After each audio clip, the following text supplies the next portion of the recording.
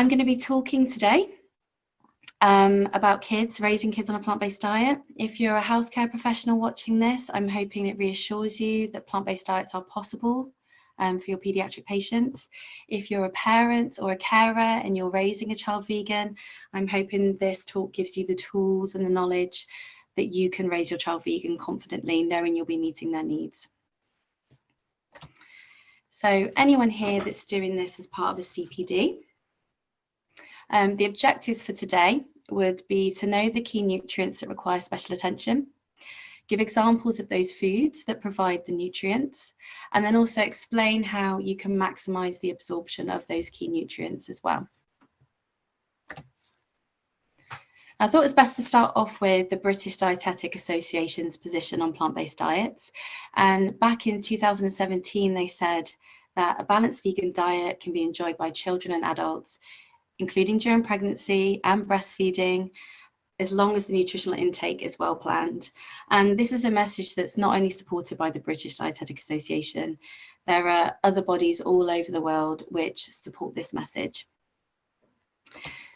But of course, to keep a balance, not everybody agrees with this. We've got the Association of Pediatrics in Spain and the German Nutrition Society that haven't quite been convinced yet that this is something that is safe for children.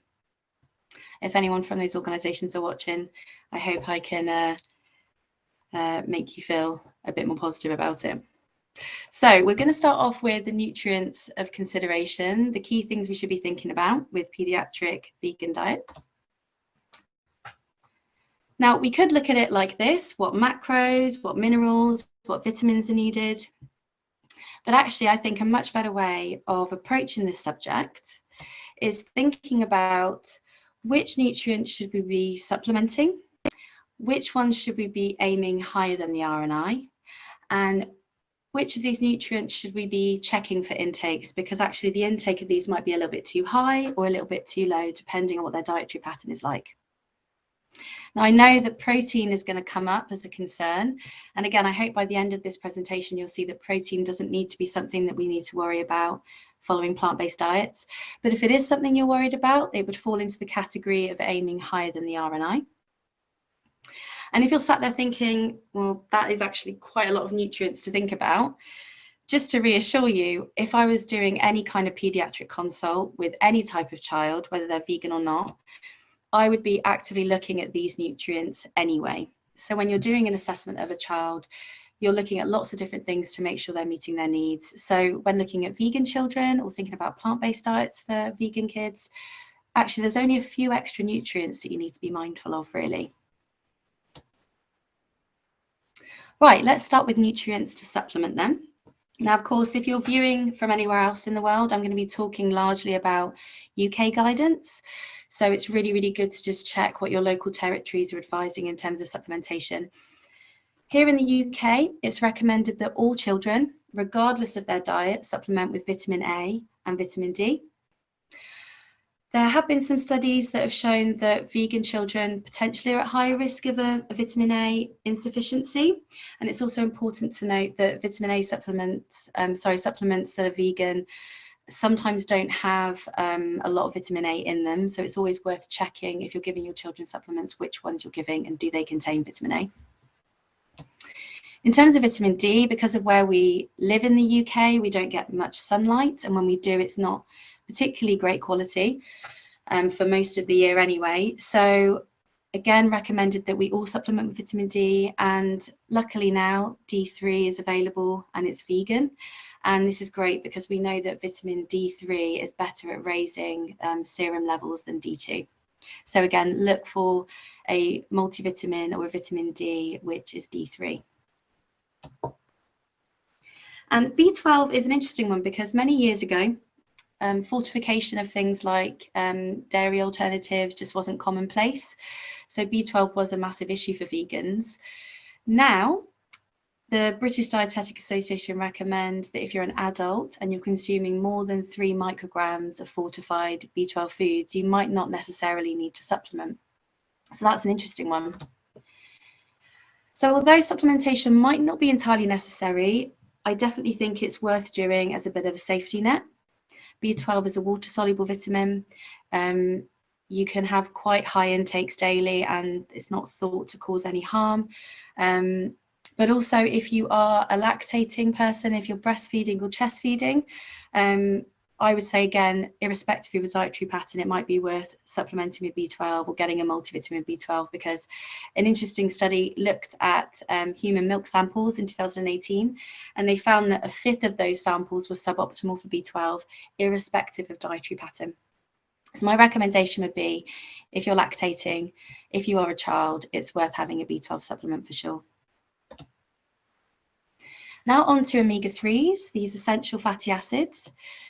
There are lots of ALA type omega-3s found in a variety of plant foods, like flax and chia and walnut and rapeseed oil, but we know the conversion rate from ALA to EPA and DHA can be quite poor.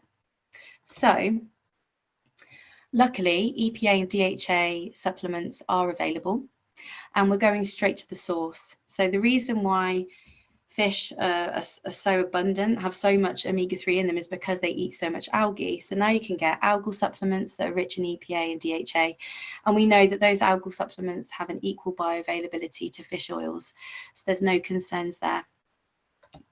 So my recommendation would be to still incorporate those ALA type foods into the diet, those plant foods, on a regular basis, but also marry that up with an EPA DHA supplement.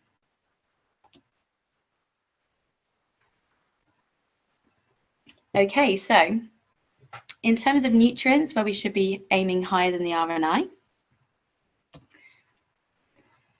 this is basically calcium, iron, and zinc.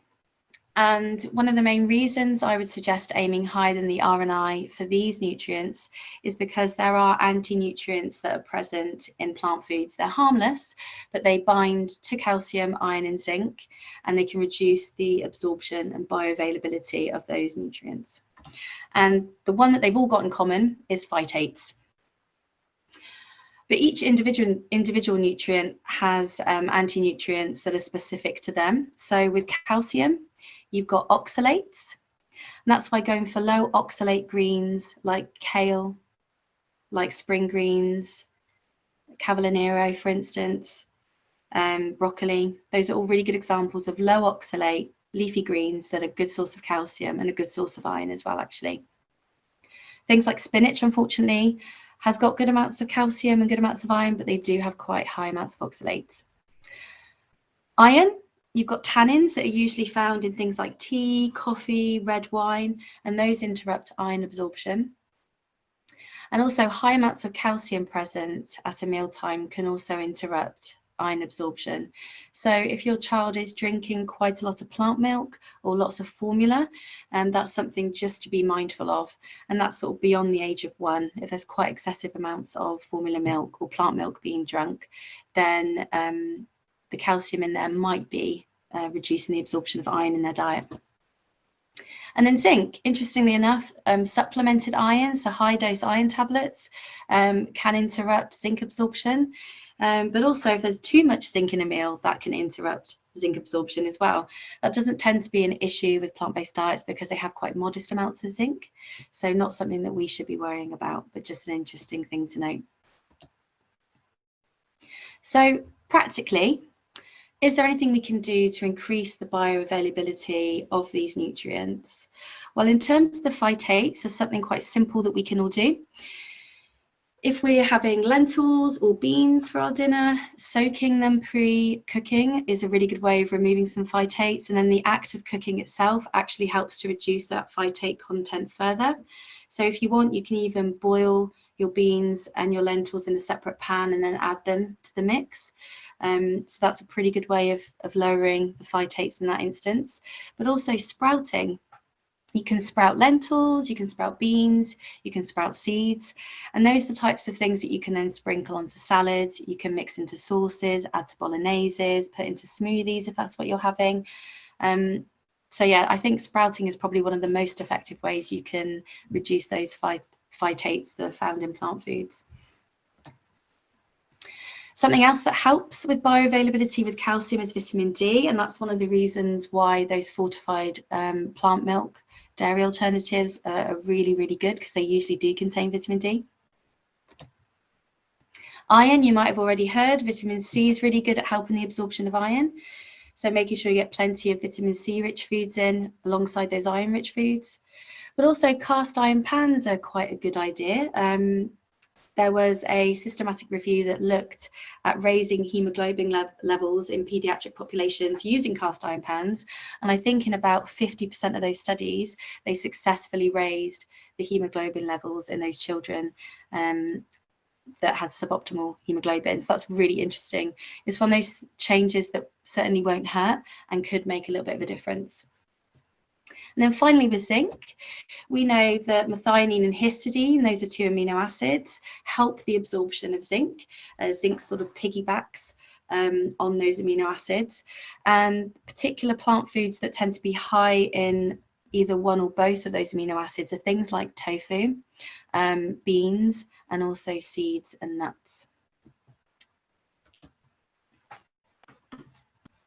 Right, and then finally, we're just going to have a look at the other nutrients you need to be mindful of and maybe checking intakes during assessment, or if you are a parent, just being mindful of how much fat you're giving your children, and thinking about fibre as well. So in terms of fat,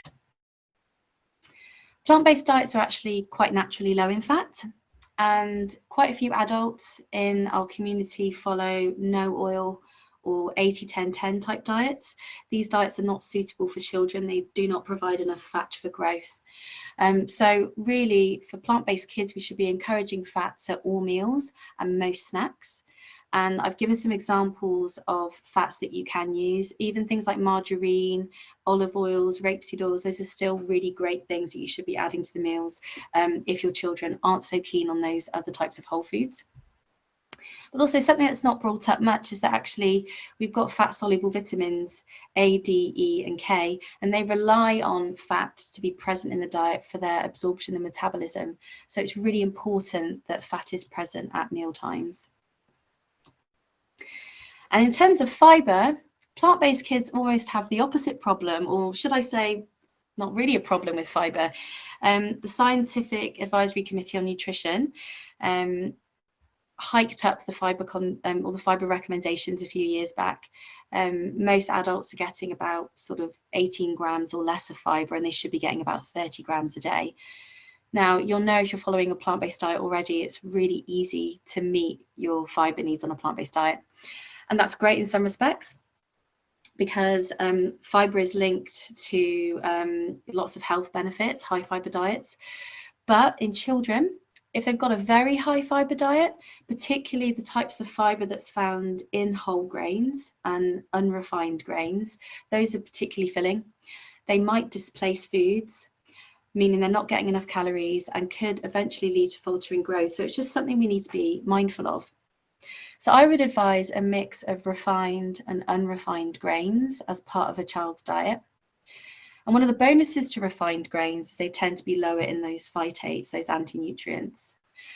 But they also tend to be lower in things like zinc and selenium. And that's why, again, using a mix is a really smart move. Now, when it comes to iodine and selenium, in terms of natural sources of iodine in a vegan diet, nori, which is a type of seaweed, and there might be another couple of variants of seaweed, are really only the reliable natural sources. A lot of seaweed can vary quite wildly in its iodine content. So I would never really advocate, particularly in children, relying on nori or other types of seaweed solely for their iodine. Unfortunately, here in the UK, we don't have a robust public health fortification strategy, which is commonplace all over the world, actually. And as a result, it's not just vegan children who are at risk of iodine deficiency. Schoolgirls, so particularly teenage girls, they are massively at risk of iodine deficiency. Pregnant people and children who have a cow's milk protein allergy, these are all at-risk groups. So it's not just a vegan issue. So for that reason, it's really important that we utilise those fortified dairy alternatives. And if you don't have access to those, or if your child's not keen on them, then supplementing, making sure you find a supplement with iodine. And although selenium deficiency is really, really rare in developing countries, some systematic reviews have shown that intakes can be lower in vegans. Now, it is possible to meet that lower RNI on a vegan diet. You need to be, again, utilising more of those whole foods. So if your child is not particularly keen on whole foods, or they're just getting used to them, that might also be a micronutrient that you choose to supplement while they're transitioning and while you're getting them used to those more whole food type meals. Okay, so we couldn't have a presentation about veganism without touching on protein. It's always going to be a hot topic, I think. But just to reassure you, if this is something that you are concerned about, although we know that bioavailability of some plant-based proteins are lower than that of animal-based proteins, there is ample available on a vegan diet. And you'll see this in a minute when I go through some diet plans. A good way to make sure that you're getting enough protein is to choose those high protein type foods like legumes, nuts, seeds, soya, the meat alternatives. But also remember that lots of other foods are actually really good sources of protein as well. So even things like cereals and grains, bread, pasta, they've actually got some really good amounts of protein in them too. And broccoli, I think, is about 4 grams of protein per 100 gram. So again, all those little bits add up and count towards your protein intake for the day. And the general rule is, as long as you're reaching your calorie requirements and you're eating a varied diet, you will be meeting all of those essential amino acids. Now, a common question I get is, how much protein do we need a day? So here is a little chart for you. And as you can see, even up to 18 years old, it's just 55 grams of protein is the minimum you should be aiming for. Now, bearing in mind, a peanut butter sandwich is about 15 grams of protein. You can see that actually it's a very achievable amount of protein to be aiming for, particularly in those younger years as well, where up to the age of 7, it's not even 20 grams of protein that's needed.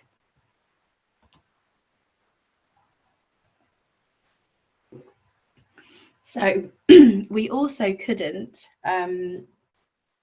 do a talk on vegan diets for kids or plant-based diets for kids and talk about plant milks and formula milks. So I'm going to go over this topic now. Unfortunately, in the UK, we don't have a fully vegan formula. And I'm pretty certain I've seen that in America, they've got a few different options. So that's amazing. But here, the best thing that we have is Y soy. And the only thing that's stopping it from being fully vegan is the fact that they use vitamin D from sheep's wool, which is a real shame. And I really hope that SMA decide to change that in the future. So this is probably the best alternative that we have to human milk at present. There are some varieties of formula milk available on the continent. You've got Primera's and Baby M, and these are rice-based formulas. They're very expensive. It's about £30 a tin to ship over to the UK, so it's not something that most people can budget for. And obviously, you may or may not have heard that rice milk is not recommended under 5 years of age. And so when people hear that these are rice-based, there's naturally a little bit of a, oh no, are they safe? But during the production of all formula milks, things like arsenic and other similar nutrients are monitored very heavily, and they're removed if they're too high. So for these to be sold on the European market, they go through strict legislation, so they are safe, and they don't have high levels of arsenic in, because that's something that's moved and taken out with production. So that's currently the best formulas available right now in the UK. And now we're also going to talk about toddler milk, so the kind of milks we should be aiming for after 1 year of age. So really, the first criteria is aiming for one that's got a calorie content as close to 60 calories per 100 ml as possible. And the reason why this is the calorie content we're aiming for is because breast milk or chest milk is about 66 calories per 100 ml. So that's the main reason why we're trying to find something that's as close to breast milk as possible. The second thing we should be looking for is the fortification of calcium, B12, vitamin D and iodine. And all of these milks you can see on the screen here meet that criteria of calcium, B12, vitamin D and iodine fortification. And also the ones on the right hand side of the screen, I think they're about 30 to 40 calories. So if your child doesn't like the ones on the right hand side of the screen, or if they're not available, then give the ones that are on the left hand side of the screen, right hand side of the screen, but just make sure that you are supplementing the diet with even more fat to make sure you're bridging that calorie gap. A word of warning that a lot of organic milks are not fortified. And if they are, it tends to only be calcium. And that's because it's quite hard to get organic certification when you're adding micronutrients. Reassuringly, the calcium carbonate that's used as the fortifier for these milks has equal bioavailability as the calcium in cow's milk. So you can follow local recommendations in terms of portions of dairy when it comes to the plant milks and the yogurts. Cheese is not so much. Cheese doesn't tend to have as much calcium fortification in it. We can talk about that a little bit later in the Q&A if you like. But generally speaking, you know that the calcium absorption is going to be pretty good from the plant milks and from those yogurts that use calcium carbonate. Right, so talking of toddlers, this is my toddler. I always smile when I see a photo. It's a really cute photo. She's a big baby. She's on the 91st centile for her weight and the 98th centile for her height, so she's tall. And what I'm going to show you now are some meal plans. I thought that'd be really interesting for us to look at. I've put these meal plans through a nutrition program called Nutritics. And obviously, these aren't completely accurate, but they give you sort of a ballpark figure of what those RNIs are doing. And we're going to see sort of how those meal plans stack up against her RNIs and her nutritional needs. And if you're wondering how I meal plan and how I figure out what I'm going to feed her, I thought before I show you the meal plans, I'm going to sort of take you through my thought process when I'm building a plate for a child. And you can use the same kind of thought process no matter how old your child is, even if you've just started the weaning process or if they're 18 years old.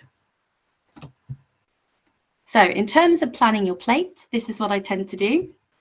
It's not that technical, I promise. I choose a starchy carbohydrate. So that could be pasta, rice, bread, cereal, porridge. Okay, so lots of options there. And I pick a protein. Here I've got beans, but it could be tofu, it could be lentils, it could be other soy products, it could be soy milk if it's breakfast time, it could be nuts and seeds. I make sure there's always an iron-rich food on the plate. So sometimes your iron-rich food will actually be something that's already on there. So for instance, beans and lentils are pretty iron-rich, so that would count. Or if you're choosing a fortified cereal for breakfast, that would be your starchy carb, and it would be your iron-rich food as well.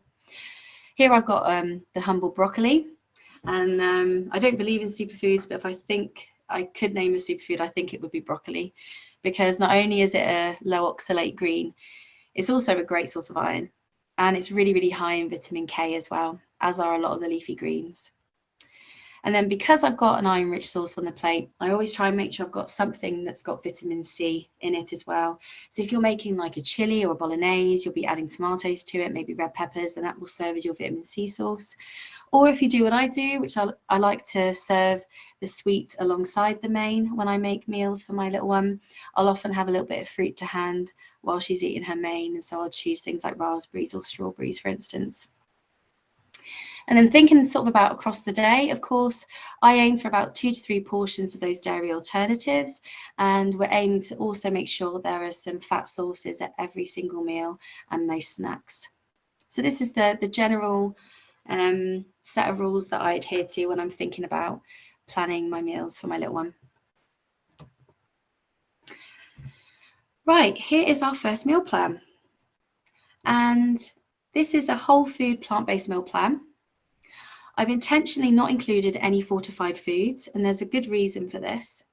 It's because I want you to see what nutrition is available from these foods alone, and I want you to see how the RNIs are met just with these foods.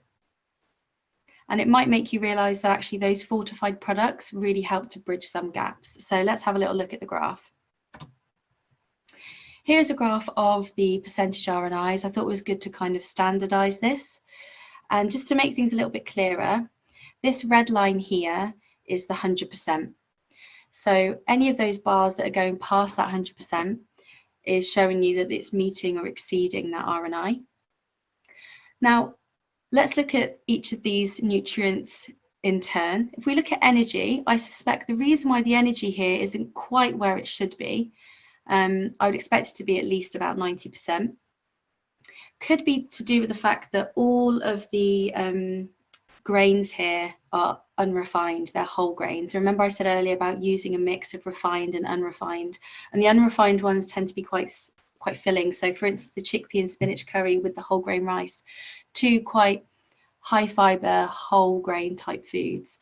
So you might find it more difficult to get an additional snack in after that, or a heartier dessert, for instance. As you can see, protein, absolutely no problems at all. It's 256% above the RNI.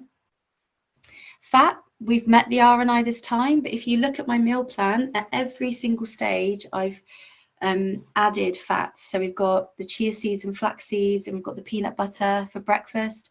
We've got coconut yogurt, which has got fats in it, and oil used in the curry, oil used again in the bean and lentil chili, and half an avocado. And then snacks, we've got hummus and we've got cashews. So you can see with that careful consideration at every step, adding those fats, we're meeting the RNI. Fibre, again, not a problem. Vitamin D we'd expect to be 0 because that's meant to be supplemented anyway. And vitamin K, that's mainly coming from the broccoli. I think off the top of my head, it should be about 15 micrograms at this age for vitamin K. And I think the total intake for this meal plan was 1,100 micrograms. So we don't need to be worrying about the conversion rate of K1 to K2 at all. If you're offering those leafy greens, it's all good.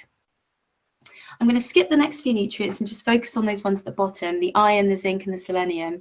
And you can see, thanks to using those whole foods, using the beans, the lentils, we're doing absolutely brilliantly on all of those nutrients. And it's these ones here where we're not quite meeting that RNI. And all we need to do is swap those plant milk alternatives to the fortified versions. And then here you go. With that quick swap, you can see that we're now basically meeting the RNI for all of those nutrients. And with a little bit of tweaking, the energy would be there. And with the vitamin D supplementation, we're all good. And obviously, I advocate B12 supplementation as well. So that would also be looking really good in this instance. Now, you might be sat there thinking, well, my kid's not going to eat any of that. Okay. Lots of vegan and plant-based children do enjoy diets like this. If you're switching over, if you've got a particularly selective eater, you might be thinking, this isn't really achievable. Well, don't worry, because I've also made a standard toddler-friendly type meal plan. And I think you can agree that pretty much all of the foods on here are loved by many kids. They're quite standard toddler-friendly foods. Tofu is probably the only one on there that people might feel, I don't know if my kid would get on with that. But trust me, just try all the different varieties available and you will find a tofu that your kid likes. There's so many out there. Just keep trying them and you will get there. Great source of protein, great source of calcium. So let's have a look at the graph. As you can see, we're doing pretty well. A bit better on the energy front because we're using the refined grains, so a bit more sort of space in the tummy potentially for some heartier snacks and bigger desserts. And even though I've considered, I've been adding fats at every stage, the breakfast, the lunch, the dinner and the snacks, we're still not quite there for fats with this menu. So again, a little bit of extra avocado, maybe some extra nut butter as part of that snack would make a massive difference. And then if I turn your attention to zinc and selenium at the bottom, we're slightly under there for those RNIs. And a large reason for that is because there's a lack of those whole foods and those unrefined grains. So again, using a mix of both is really, really beneficial. And if your child isn't really into those things, don't worry. I would say with the zinc and the selenium, you can look at multivitamins. Now, I'm not going to go through these in turn, so please, take a photograph, So you've got a nice comprehensive list of all the vegan-friendly multivitamins available in the UK, and you can see some of these don't have much vitamin A. The Aberdec at the top doesn't have B12, so if you're using that, you will need to have an additional B12 supplement on top of that. And then if it's just individual micronutrients that you're looking for, here's another slide of all the different ones available currently that are vegan friendly. Okay. And now finally, just wrapping up, these are resources that I recommend for families and for healthcare professionals actually. We've got this free PDF download, Eating Well Vegan Infants Under 5 by First Steps Nutrition. We've also got my Instagram account, which has lots of unbiased advice, but we also have Plant-Based Juniors, and we've got Vegan Kids Nutrition. We're all dietitians, we're all parents, we all have children. So hopefully the advice we give is not only practical, but it's informative and it's useful. You've also got Ginny Messina, who's the vegan RD, and she's got a few pages on her website about plant-based diets for kids. You've got the Vegan Society that have a really comprehensive guide about nutrition for under 5s. And you've also got 2 books that have been released recently. You've got Sandra Hood's Feeding Your Vegan Child Unnourished by Brenda Davis. And then finally, I'd say the British Dietetic website is a great resource for lots of different food fact sheets. Now, they do have animal products listed in some of these fact sheets. If that's something you'd rather not look at, that's completely understandable. They do have the RNIs for each age range for different nutrients, for iron, for calcium. So actually, it's a great resource if you want to know what the RNIs are for your child. And they also list a variety of plant-based foods in their lists of high iron and high calcium foods. So they are really, really good fact sheets from an information standpoint. And here are our key messages then, I guess. So we want to aim mostly for whole foods if we can. Lots of variety. Make the most of those fortified cereals and plant milks. They're there, they're tasty, they're easy, they're liked by lots of kids. A real focus on fats. If you think you're not giving enough fat, give more and make sure you supplement, really important. And there we go. Thank you so much for listening. Thank you so much for coming today. And I think you can contact me on my Instagram. I'm also on Twitter if you can find me as well. So yeah, it'd be nice to hear from you. And I think now we're going to go to the Q&A.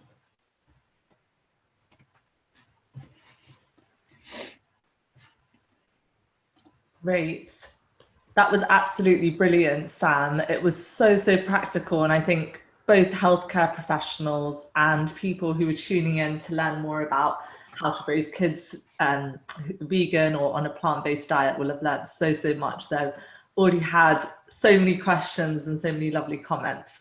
So before we get into the Q&A, I would love to just ask a little bit more about your journey into following this lifestyle and also raising your toddler vegan as well, and how your experience has been with that as a healthcare professional as well as, as a mother. Yeah, sure. So I went vegan 15 years ago, before it was cool to be vegan. The fact I've used cool probably shows you how uncool I am. And I did it at uni, in my last year of uni. I just kind of decided, I've been vegetarian for a while and it was for ethical reasons. And so I decided to go vegan. Didn't do it particularly well because I didn't really have much information. There wasn't really all the stuff you have on the internet these days sort of guiding you. So yeah, and I never looked back really. I enjoy plant-based eating. And it was a no-brainer really when I became pregnant and had my child that I was going to raise them vegan. And obviously it was reassuring being a pediatric dietitian. I knew what kind of things I needed to consider. But yeah, she's thriving and doing brilliantly. And yeah, if I didn't feel it was safe, I wouldn't be doing it basically. And generally speaking, all my colleagues at the Children's Hospital, amazingly supportive, never questioned my my need or want to do that, never questioned my veganism. And actually, years ago I was the only vegan, and now we've got 4 people who are like virtually plant-based in the department. So yeah, it's really great. Wonderful. So there's so many questions. I'm going to dive right in because I know lots of people have want their questions answered. I really hope I can do a good job of the questions. I'll try my best. You really covered everything in your presentation. So for those of you who missed a bit of it, I think there's been a few questions about that. The recordings are available for members of PBHP UK, and membership for members of the general public costs from £25 a year, and it goes directly towards our advocacy work. We also have a brand new kids section on our website with loads of information on supplements, fact sheets about feeding your child vegan, breastfeeding on a vegan diet. There's tons of, that's all free, the information. And so I would really urge you to go and check that out. And if you do join us as a member, you can get access to this recording, as well as we've had some great ones as well on vegan pregnancy, vegan breastfeeding and things like that as well. So yeah, I would encourage you to do so. So one of the questions is, are foods containing beta carotene not enough to increase vitamin A status in children? Okay, that's an interesting one. Not that I'm aware of. I don't know if you know anything about this, Rahini. I think that the guidance from the UK in terms of supplementing with A and D has come from the NDNS surveys, and just seeing that generally speaking across the board that children aren't really meeting their requirements for vitamin A, whether they're vegan or not. So yeah, that's the main reason why we would advise supplementing. But again, like with the vitamin K1, if you're having carrots, there's so much beta carotene in carrot, and as far as I'm aware, even with a poor conversion rate, you're still going to be meeting good amounts of the active form of vitamin A. Do you know much about that, Rahini? Have you got anything to say on that? So I know that that's the recommendation to supplement with that across the board, and it's because of such, you know, low and poor fruit and vegetable intake often at that age. So it's, you know, that's why that recommendation is there. And certainly it looks like probably plant-based eaters at a young age might have an advantage on that front. But I think unless we have more clear data, perhaps it's prudent for vegan parents to consider sticking with that recommendation. But if you are a healthcare professional, you're confident, and you you know, make the calculations, or you track a few days of food diary, then I think that would be up to you. But I would say go with the recommendation probably. And we do have more information on supplementation on our website, because there's been tons of questions about that, and I know it can be a minefield with brands and everything. And Dr. Miriam from our team who's a pediatrician and also you know, specializes in plant-based diets for children, she has gone through all the different supplements and worked it out, so that's really helpful for people. But those books that you mentioned as well also cover that, so that's what I would suggest for people. There was a great question about, I love how you talked about the different plant milks. I thought that was really helpful, because it was so practical, and you know, in the information there about the different brands and the different kind of calorie content to look for. Is there, in your recommendation, is there a plant milk that is superior to others? And there was a specific question about soya in the questions that came up. Okay, I'd say the superior plant milk is the one that your child will drink. I'd say that is the answer. You just want to make sure that the calorie content is at, you know, ideally at least 40 calories. If you're really struggling to get those 60 calorie milks, really try and make sure it's at least about 40.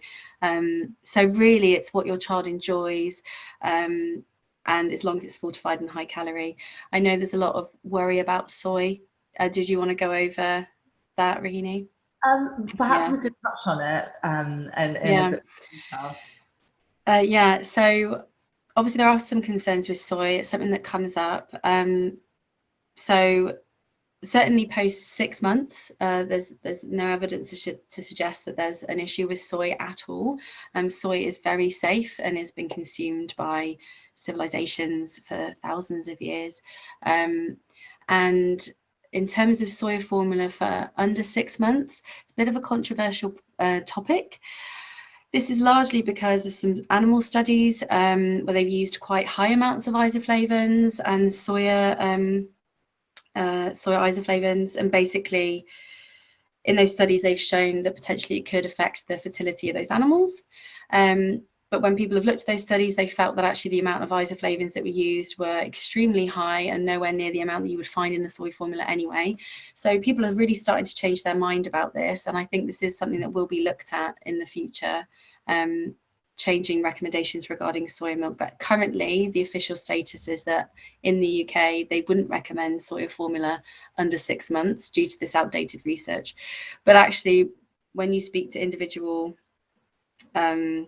pediatricians who are vegan, plant-based, people that have really looked into the research, I know that if I was unable to breastfeed, I would have very confidently given my child the soy formula. And I do believe that it is safe and it's not going to affect fertility. Yeah, so it's one of those things that's, I think it's a controversial topic that's always going to resurface, isn't it, really? I don't know about you, Rahini. I don't think it's ever going to go away. Soya factory on our website, and you know, we do also have evidence that I think introducing soya, provided obviously that there isn't an actual allergy, yes, obviously in childhood, can reduce the later risk of prostate cancer and things as well. So there are benefits, and soya is also a great source of protein as well. I think that Alpro growing up milk has a really good amount of calories as well, and that's a good one. There was a question about added sugar, and I think the Alpro growing up milk does have some added sugar. That comments come up in the questions. Do you have some thoughts about that? About milk added sugars for very small toddlers or infants after the age? Yeah.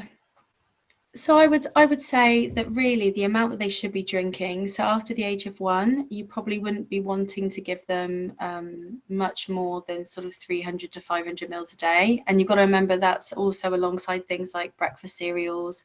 It will be split probably between, you know, sort of 3 instances throughout the day. So you can marry that up with meals. And make sure you clean their teeth afterwards if you're worried about dental care. On the whole, if the remainder of their diet is relatively low in sugar, I think the small amounts of added sugar that is added to the Alpro grown up milk, I think the benefits of the fact that it's high calorie, the benefits of the fact that it's fortified, and it's got extra iron in it as well, I think that outweighs the fact that there is a small amount of added sugar. Also consider that actually, if you are worried, there are other versions of Alpro milk. So you can get the 40 calorie version, which isn't the grown up milk, doesn't have iron in it, but it doesn't have added sugar. They use sort of an apple puree, but it's still sweetened, it's still quite palatable. And again, you can use that trick of just making sure that the remainder of their diet has additional fats in it so that you bridge that gap nutritionally. Personally, I give my child Alpro grown up milk. I'm not bothered by it. I just make sure the rest of her diet is relatively low in sugar and clean her teeth. But that's me. If you don't feel comfortable about it, that's fine. I think the oat milk's a lot lower in sugar as well, so you could turn to that instead. Wonderful. No, that's super helpful. And one of the questions is about processed meat alternatives such as corn. Is that classified as a processed food? And then there's obviously now a range of different types of meat alternatives that are available, ranging from, you know, vegan chicken to beef and things like that. What are your thoughts about those types? So I think meat alternatives can absolutely can be part of a balanced vegan plant-based diet, definitely. They're a good source of protein. A lot of children like them. More and more varieties are being fortified with iron and zinc and other minerals that are commonly found in animal products. I would say, obviously, if your diet can consist of whole foods alongside those, that's probably a good balance to strike. And also, I don't know if I'd personally class them as ultra processed. And actually, there's been studies in adults done in terms of trying to get adults to reduce their meat consumption for sort of cardiovascular benefit. And some of the recommendations are actually to switch to those meat alternatives, and they still see benefits to health because of that. So for that reason, I don't think a vegan sausage is the same amount of processing as, say, a meat sausage. So yeah, having said that, do what you feel comfortable with, but at the end of the day, if it means that your child is having a meal that they enjoy, I think, you know, there's no shame here. If that's what you need to utilize, then that's absolutely fine. It's a good source of protein and it's still nutrition. Okay. Wonderful. No, that's really, really helpful, I'm sure, for lots of people listening. There's loads of questions about things like, you know, sandwich fillings and meal ideas and stuff. And so I would urge everyone who is you know, asking these kinds of questions to follow Sam on Instagram, because she has loads of really practical tips. She's at the.vegan.dietitian. She's really active, has some really great posts, but also the books that Sam recommended have, you know, Feeding Your Vegan Child by Sandra Hood, who's also a registered dietitian. It's just there's lots of really practical tips in there, because I know that lots of parents have tuned in for the session today as well. So I would definitely recommend that you have a look. Oh, there's a question that's come up about juicing. If you have a high quality juicer, can you make green juices for young children? Would you recommend kale and orange juice, for example? Okay, so I personally don't recommend juices for children. A couple of good reasons. First of all, when you're juicing, you're basically removing all the fiber. Although you are getting some micronutrients, it's basically sugary micronutrient water. And especially with children, if they're drinking large amounts of this, not only is it potentially an issue for tooth decay, it might actually displace other higher calorie foods, and juices tend to be quite low calorie as well. If you're really struggling to get those leafy greens into your child's diet, and you really, really want to give them a kind of juice thing, I would say go for a smoothie instead, and base your smoothie on a plant milk. So actually make sort of a green milkshake. And that's fine, because if you think about it, you'd be recommending that they have maybe a glass of plant milk a day. Maximize that. Blend a load of kale, pineapple, so a bit of pineapple, a load of kale in there, makes a really lovely sweet milkshake for them. It's a much better way of delivering that nutrition rather than a juice. Okay, and then you're also covering you know, one of your portions of dairy alternatives a day. And that's really, really great advice. One of the questions was about spices. What are your thoughts on spices for toddlers? I assume they mean things like cumin, paprika, all kinds of things. Go for it. Yeah, go for it. I think people have this perception that children don't like spices and need plain food. Absolutely not. Go for it. And get in there as soon as possible. That's what I'd say. Loads and loads of people around the world use spices in their food. It's commonplace. So yeah, go for it.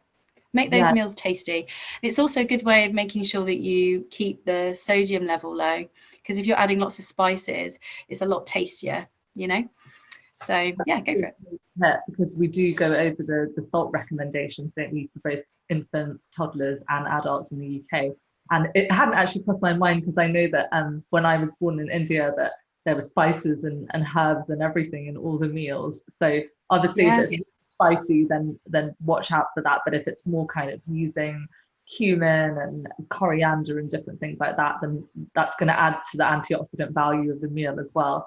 And you can also keep the sodium low by using things like lemon and lime and things like that, and fresh herbs as well to add flavor, rather than adding lots of salt, soy sauce. Absolutely. I'm going to launch a little poll to get everyone's feedback, although I know it's going to be amazing because everyone sent such lovely comments. But one of the questions, whilst that's happening, I will save all the comments because they are just really, really nice. One of the comments that keeps coming up is about soya allergy, and wondering if you could just talk a bit about that. I know that it's less common than cow's milk protein allergy, and obviously lactose intolerance as well, but would you be able to just give people who are perhaps trying to raise their kids vegan some thoughts on that? So I guess I'll cover sort of allergies as a whole, actually, because it's another common question. So here in the UK, it's recommended that children are exposed to certain allergens, and some of those allergens are animal products. So that would be milk, egg, crustaceans.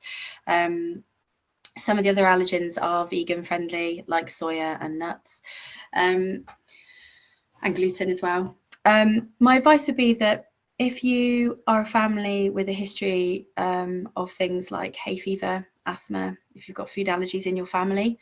We know there's technically a higher risk or incidence of your child having a food allergy or developing one. So as a parent, it's up to you really what you decide to do, whether you decide to introduce some of those common allergens that are not vegan just to make sure. But it's also up to you if you decide not to do that. And I'd say just speak to your GP about that and try and make an informed decision. If you don't have a strong history of hay fever or asthma or allergies in your family at all from either side, either parents, you might decide that actually that's not something that's particularly high risk and that you don't want to try your children with those animal products, and that's absolutely fine. In terms of soy allergy, it is relatively uncommon. I think it's predicted around something like 5 to 10% of infants might have a cow's milk protein allergy, and maybe about 10% of those infants would probably have an associated soya allergy as well. So it is relatively uncommon. But if you do suspect a soya allergy, Allergy UK have some amazing pages all about soya allergy signs and symptoms to look out for. And it is something that we expect infants to grow out of. So if you do find yourself in a position where your child has got a soya allergy and you're avoiding it, you will be hopefully advised to go onto the soya ladder and to start actually incrementally reintroducing those foods back into the diet at some point. Usually this allergy does resolve by the age of 2, so then you can start giving things like tofu and soy milks. But just know that even if you can't use soya for now, there's loads of other options out there that you can utilize for protein and for nutrients, and lots of other plant milk alternatives like the oat milk, for instance. Wonderful. And you also mentioned fortified cereal as well as, being a good source of iron, which can be a little more challenging at certain stages. Is there one that you recommend that's come up a few times in the questions? What, in terms of fortified cereals? Yeah. So as far as I'm aware, Ready Brek is fully vegan, which is great because it's got loads of calcium and iron in it. Weetabix is vegan. Some variants of Cheerios, if you go to some of the supermarkets, you might find some Cheerios that have D2. And so, if it's got D2, it's a vegan vitamin D. If it's got D3, you're not always sure.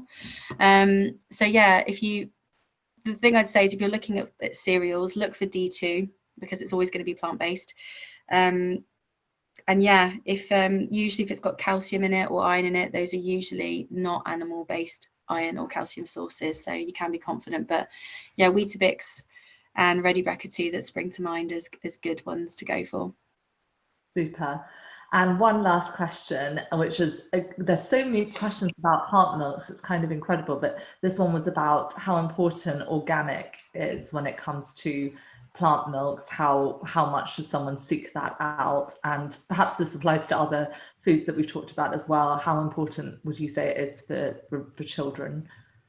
Okay, so in terms of nutrient content, there's no real evidence to suggest that organic food is superior nutritionally. And actually, I think this is the case, that organic food isn't necessarily completely pesticide free either. So I would never really advocate going for an organic plant milk. I don't really see the point. They're usually more expensive and they're usually less fortified. If that's something personally that you want to do, that's fine. I would just say for children, I wouldn't really be worrying too much about trying to go for organic. I don't feel it has sort of a superior edge in terms of nutrition. I think also potentially the barrier could mean actually eating less variety of fruit and veg and things just because of the price. Well, organic milk can be quite expensive. There's only a couple that I've seen which also have added calcium, but they are quite expensive and hard to find in most supermarkets. So as Sam has so beautifully shown us here, the important thing is trying to really focus on the practical and kind of tailoring it to the child as well. I think you showed us really well how every child is different, and the best milk or the best plant milk or the best meal is the one ultimately that your toddler will eat. There's so much theory that can be out there, but you showed us how we can apply it, and I thought that was that really, really helpful, showing us how the RNIs match up, and just the simple act of fortification can really transform, you know, the nutritional value of the meals as well. Absolutely. And, you know, years ago, we didn't have these types of products available, and we do now, and it would just be so silly not to utilize them, because they're so widely available. And I tell you what, like when I went vegan all those years ago, I never thought I would be able to walk into a supermarket and do my full shop in a supermarket. I had to go to like 3 or 4 different shops. There was like nothing online apart from really weird, obscure stuff like Vital Wheat Gluten. And I didn't even know what that was. I don't think I even tried tofu for like 4 or 5 years. I was like terrified of it. So, you know, it's, and the fact you can go to most restaurants now, and if there isn't a vegan option, it's weird. So we've really, really come leaps and bounds. And I just think we need to utilize and make the most of those fortified products. And yeah, and it can only be beneficial in the case of growing kids. We want to raise a generation of nice, healthy kids, and show those people around the world that actually it is absolutely possible and it's safe. And yeah, that's it really. I can see that. I can see your little one is absolutely thriving on a vegan diet. You know, really wonderful. All the information you've shared with us, I'm sure it's going to go far beyond everyone who's tuned in for tonight's webinar. And I just want to thank everyone who's joined us this evening. There's been lots of new names and people that Thank you. So thank you so much for supporting us, because it allows us to continue with this program, and we definitely have a lot more exciting webinars coming up this year. So keep looking back at our website and do join our mailing list as well. So yeah, thanks again, Sam, for a brilliant webinar, and thanks everyone else, and good night.